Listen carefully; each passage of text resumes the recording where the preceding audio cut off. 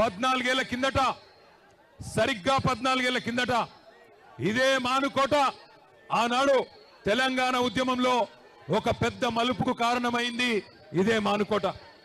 మళ్ళీ ఈరోజు ఈ కాంగ్రెస్ ప్రభుత్వానికి నియంతలాగా విర్రవీగుతున్న ఎస్సీ ఎస్టీ బీసీల భూములు గుంజుకుంటా ఏం చేస్తారో చేసుకోండి అంటూ విర్రవీగుతున్న ఈ కొత్త నియంత రేవంత్ రెడ్డికి బుద్ధి చెప్పేందుకు కదిలి వచ్చిన మా తోబుట్టువులందరికీ పేరు పేరున హృదయపూర్వకంగా నమస్కారాలు.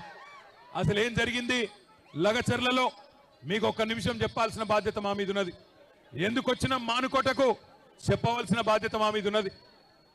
లగచర్లలో ఏం జరిగింది అంటే, కొడంగల్లో ముఖ్యమంత్రి గారి నియోజకవర్గంలో ఏం జరుగుతా ఉన్నదంటే, ఒక్క మాట మీరందరూ దయచేసి జాగ్రత్తగా వినాలా.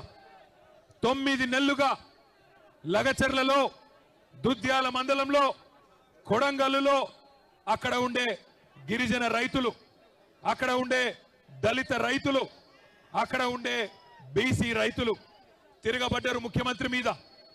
3000 ఎకరాలు, 3000 ఎకరాల భూములు, మరి పేద చిన్న సన్నకారు రైతుల భూములు ఫార్మా విలేజ్ కోసం అని చెప్పి తీసుకుంటానని చెప్పి ముఖ్యమంత్రి ఈ ప్రభుత్వం మరి కాగితాల మీద కాగితాలు కదుపుతుంటే, అక్కడ ఉండే మా లంబాడ అన్నదమ్ములు, మా బంజారా ఆడబిడ్డలు తిరుగుబాటు చేసిండ్రు.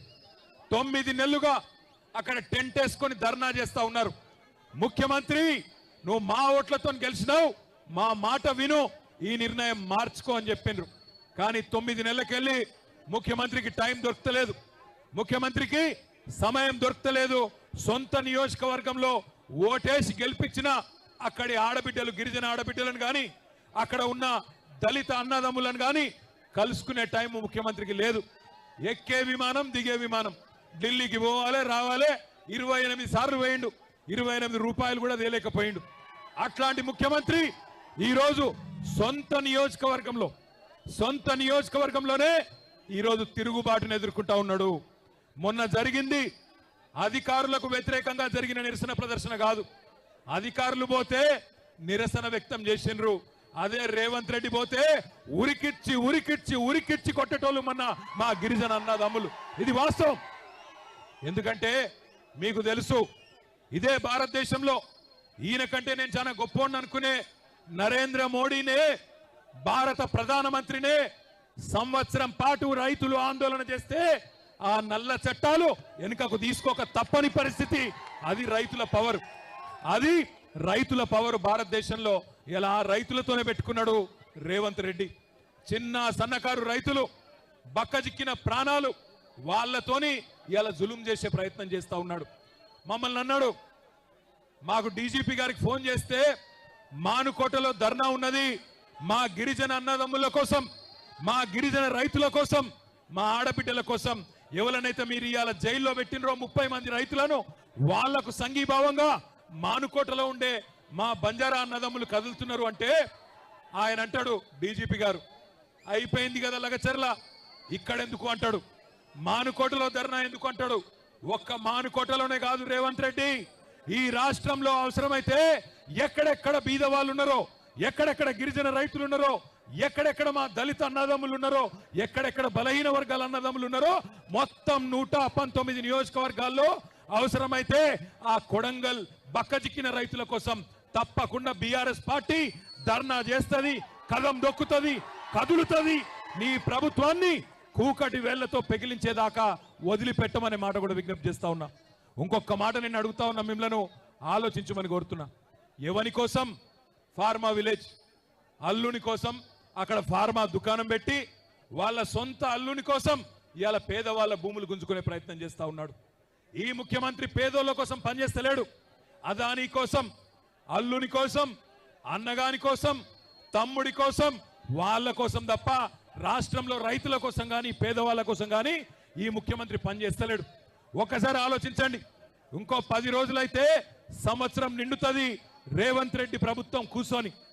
ఏం చెప్పిండు అన్నాడు, యాదకొండల మీ అందరికీ మహబాద్కి వచ్చి ఇవాళ ఇక్కడున్న ఎమ్మెల్యే, డోర్నకల్ ఎమ్మెల్యే, అదేవిధంగా మహబాద్ జిల్లాలోని ఇల్లెందు ఎమ్మెల్యే సమాధానం చెప్పాలా. మీరే కదా ఇంటింటికి వచ్చింది, మీరే కదా గల్లీ గల్లీ తిరిగింది, 6 గ్యారంటీలు అన్నారు. 100 రోజుల్లో అమలు చేస్తామన్నారు. పేదవాళ్ళకు అండగా నిలబడతామన్నారు. ఏ ఒక్క హామీ అన్న అమలైందా ఒక్కసారి చెప్పవలసిందిగా కోరుతా ఉన్నా. కేసీఆర్ ఉన్నప్పుడు రైతు బంధు పడుతుండేనా? పడుతుండే అంటే ఎస్ అనాలే. పడుతుండేనా? కేసీఆర్ ఉన్నప్పుడు రైతు బంధు టైంకి పడుతుండేనా? రైతు బీమా వస్తుండేనా? 24 గంటల కరెంట్ వస్తుండేనా? మరి రేవంత్ రెడ్డి వచ్చినాక వస్తున్నాయా? రైతు బంధు ఎగ్గొట్టిండా? రైతు బీమా బంధు పెట్టిండా? బోనస్ బోగస్ అయిందా? ఆడబిడ్డలకు చెప్పిండు కదా నెలకు 2500 ఇస్తానని వచ్చినాయా? మహాలక్ష్మి అన్నాడు. మహారాష్ట్రలో కూడా తన్నులు తిన్నాడు. మహారాష్ట్ర పోయిండు, అక్కడ ఆడబిడ్డలు కూడా బుద్ధి చెప్పిర్రు. వీడు పచ్చి లంగా తెలంగాణలో ఆడబిడ్డలను మోసం చేసిండు, మమ్మల మోసం చేసేందుకు వచ్చిండని చెప్పి మహారాష్ట్రలో ఉన్న ఆడబిడ్డలు చైతన్యం ప్రదర్శించిండ్రు. కాంగ్రెస్ పార్టీని తన్ని ఎలగొట్టిండ్రు. నేను మిమ్మల్ని కోరేది ఒకటే, మానుకోటలో ఇక్కడికి వస్తుంటే కొంతమంది ఎమ్మెల్యేలు వాళ్ళు కూడా గిరిజన బిడ్డలే. కొంతమంది ఎమ్మెల్యేలు అంటున్నారు రాళ్లతో కొడతారట, నేను వస్తే రాళ్లతో కొడతారట. నేను అడుగుతున్నా, ఇక్కడ ఉన్న ఎస్పీ గారిని, రాష్ట్రంలో ఉన్న డీజీపీని అడుగుతున్నా, అధికార కాంగ్రెస్ పార్టీ ఎమ్మెల్యేలు రాళ్లతోని కొడతామంటే మీరేం చేస్తున్నారు నేను అడుగుతా ఉన్నా. కేసులు మా మీద మాత్రమే పెడతారా? కాంగ్రెస్ వాళ్ళ మీద కేసులు ఉన్నాయా? కాంగ్రెస్ ఎమ్మెల్యేలు రాళ్లతోని కొడతామంటే, కాంగ్రెస్ మాజీ ఎమ్మెల్యేలు పెట్రోల్ పోసి తగలబెడతామంటే భయపడతాం అనుకుంటున్నారా? ఇది కేసీఆర్ తయారు చేసిన బృందం, కేసీఆర్ దళం. భయపడం. రాళ్లతోని మానుకోట సాక్షిగా చెప్తున్నా, మానుకోట రాళ్ల మహత్యమేందో తెలంగాణను అడ్డుకున్న ప్రతి ఒక్కడికి తెలుసు. మానుకోటలో 14 ఏళ్ల కిందటనే నిప్పు పుట్టింది, తర్వాత తెలంగాణ వచ్చింది. ఇవాళ మీరు వద్దంటే కోర్టుకు పోయినాం, మీరు పర్మిషన్ ఇయ్య అంటే కోర్టుకు పోయి కోర్టుకెళ్ళి పర్మిషన్ తెచ్చుకున్నాం. 1000 మంది అనుకుంటే 25,000 మంది తరలి వచ్చి ఈరోజు బ్రహ్మాండంగా ఈ ప్రభుత్వం మీద ఎంత కోపం ఉందో, ఈ ప్రభుత్వం మీద ఎంత వ్యతిరేకత ఉందో ఇవాళ ఈ మానుకోట మహాధరణ చూస్తేనే అర్థమైతా ఉన్నది. నేను మీ అందరితోని ప్రార్థించేది ఒకటే, తప్పు జరిగింది, మోసపోయినాం, పర్వాలేదు, ఏమి ఇబ్బంది లేదు, 4 ఏళ్ళు గట్టిగా కొట్లాడదాం. ఒక లగచర్ల కాదు, ఎక్కడ అన్యాయమైన గొంతిప్పుదాం. మొన్న లగచర్ల ఆడబిడ్డలు, మా బంజారా ఆడబిడ్డలు, మా బంజారా ఆడబిడ్డలు, ప్లీజ్ మాట్లాడి, గొంతు పోతుంది, మాట్లాడి. మా బంజారా ఆడబిడ్డలు 30 మంది రైతులను జైల్లో పెడితే వాళ్ళు భయపడలే. మీరు చూసింటారు, జ్యోతి అనే ఆడబిడ్డ 9 నెలల ప్రెగ్నెంట్. ఆమెను మేము అన్నాం, వద్దులే అమ్మా, నువ్వు ఉండు, ఢిల్లీ దాకా ఎందుకు, ఉండు తల్లి అంటే, లేదన్నా నేను బంజారా బిడ్డను కొట్లాడతా, తప్పకుండా రేవంత్ రెడ్డి భరతం పడతా అని చెప్పి ఢిల్లీ దాకా వచ్చింది. ఢిల్లీకి వచ్చి ఆ జ్యోతి అక్కడ ఉన్న మానవ హక్కుల కమిషన్ను, అక్కడ ఉన్న ఎస్సీ ఎస్టీ కమిషన్ను, అక్కడ ఉన్న మహిళా కమిషన్ను కలిసి ఆమె బాధ చెప్తుంటే, ఒక జ్యోతి, ఒక దేవి, ఒక సోనీబాయ్, ఒక కిష్టీబాయ్, అదేవిధంగా మిగతా ఆడబిడ్డలు వాళ్ళ బాధ చెప్తుంటే ఆ కమిషన్ సభ్యుల కళ్ళల్లో కూడా కన్నీళ్లు తిరిగినాయి. వాళ్లకు కన్నీళ్ళు వస్తున్నాయి, కానీ ఇక్కడ ఉన్న రేవంత్ రెడ్డికి కానీ, ఇక్కడ ఉన్న కాంగ్రెస్ ఎమ్మెల్యేలకు కానీ గిరిజన బిడ్డల కష్టాలు కనబడతలేవు.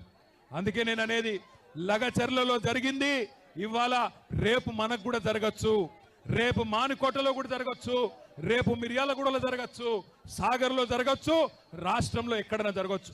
అందుకే ఒక దగ్గర ఒక్కలకు అన్యాయం అయితే, ఎట్లయితే ఒక కాకికి దెబ్బ తగిలితే 100 కాకులు వచ్చి కావుమని కాపాడుకుంటాయో, అట్లాగే తెలంగాణలో ఏ గిరిజన బిడ్డకు అన్యాయమైనా, ఏ గిరిజన ఆడబిడ్డకు అన్యాయమైనా రాష్ట్రం అంతా కదలాలే. మా గిరిజన అన్నదమ్ములు కదం దొక్కాలని విజ్ఞప్తి చేస్తా ఉన్నా. మీరే కదా ఆనాడు కేసీఆర్ ను డిమాండ్ చేస్తే, మీకోసమే కదా 6% రిజర్వేషన్ 10% చేసింది. 6% రిజర్వేషన్ చేసింది, 10% కేసీఆర్ గారు చేసిన మాట వాస్తవమేనా?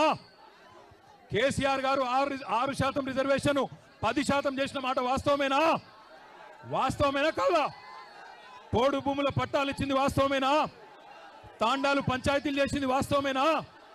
మరి ఇన్ని చేసిన కేసీఆర్ గారు సరే కొన్ని మాయ మాటలు నమ్మి మోసపోయినాం, ఇబ్బంది లేదు. కానీ రేపటి రోజున ఈ రేవంత్ రెడ్డిని కాంగ్రెస్ ప్రభుత్వాన్ని మానుకోటలోనే కాదు ఊరూరా ఉరికిచ్చి కొట్టే బాధ్యత కూడా, ఉరికిచ్చి ఓట్లతో తరిమే బాధ్యత కూడా మీరే తీసుకోవాలా. మానుకోట ఇది మొదటి అడుగు మాత్రమే, ఇది మొదటి అడుగు మాత్రమే. రాష్ట్ర వ్యాప్తంగా మా కొడంగల్ ఆడబిడ్డల కోసం మద్దతు కూడగడతాం. మానుకోట మొదటి అడుగు. రాష్ట్రం అంతా తిరుగుతాం. రాష్ట్రంలోని ప్రతి తాండా ప్రతి పల్లె నుంచి కూడా పెద్ద ఎత్తున రైతులను కూడగడతాం. రేవంత్ రెడ్డికి కాంగ్రెస్ ప్రభుత్వానికి వ్యతిరేకంగా మద్దతు కూడగడతామని చెప్పి కూడా తెలియజేస్తూ మీ అందరికీ పేరు పేరున మానుకోటలోని తాండాల నుంచి గ్రామాల నుంచి తరలి వచ్చిన మా అన్నదమ్ములకు ఆడబిడ్డలకు పేరు పేరున మీ అందరికీ రామ్ రామ్ తెలియజేస్తూ మళ్ళొక్కసారి బాయ్ బియాన్ రామ్ రామ్. మీ అందరికీ కూడా నేను ఒకటే విజ్ఞప్తి చేసేది, మానుకోటలో ఇవాళ మీరు కదం దొక్కి మాకు శక్తిని ఉత్సాహాన్ని స్ఫూర్తిని ఏదైతే ఇచ్చినారో జీవితాంతం గుర్తుపెట్టుకుంటాం. మానుకోటకు రుణపడి ఉంటాం. తప్పకుండా మా గిరిజన బాతికి ఎక్కడ కష్టం వచ్చినా బీఆర్ఎస్ అంటే భారత రాష్ట్ర సమితి మాత్రమే కాదు బంజారా రాష్ట్ర సమితి అనే విధంగా మీకోసం కదులుతామనే మాట కూడా తెలియజేస్తూ జై తెలంగాణ గట్టిగా అన్ని పిడికి లేవాలి. జై తెలంగాణ. వెనకాల దాకా జై తెలంగాణ. జై సేవలాల్. కేసీఆర్ గారి నాయకత్వం.